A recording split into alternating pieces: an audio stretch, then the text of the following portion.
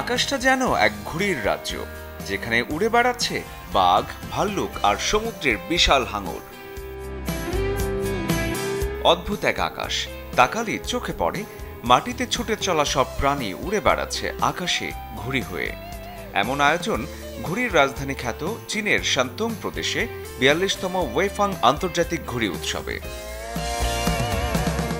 ১৯৮৪ সাল থেকে ওয়েফাং আন্তর্জাতিক ঘুড়ি উৎসবের জন্য সুখ্যাত এই শহর।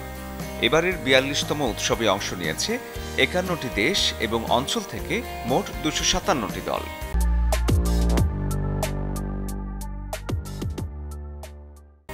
যাদের এক একটি ঘুড়ি ভীষণ রকমের সুন্দর।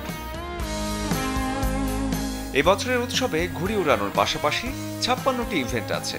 তাদের মধ্যে উল্লেখযোগ্য কাইট কম্পিটিশন, কালচারাল এক্সিবিশন, নানা রকমের গেমস, ট্যুরিজম প্রমোশন এবং বিজনেস এক্সচেঞ্জ প্রোগ্রাম। আকাশের ঘুড়িগুলোর মাপ শুনলে চোখ কপালে উঠবে। ৩০ মিটার ব্যাসের এক একটি বিশাল ঘুড়ি। ধারণা করা হয় যে ২০০০ বছরেরও আরও আগে চীনে উদ্ভাবিত হয়েছিল ঘুড়ি। তখন অবশ্য এতটা জাঁকজমকের ঘুড়ি ছিল না। চালের কাগজ, সিল্ক এবং গাছের তন্তু দিয়ে তৈরি হতো তখনকার ঘুড়িগুলো। শরীফুল হক, চ্যানেল 24।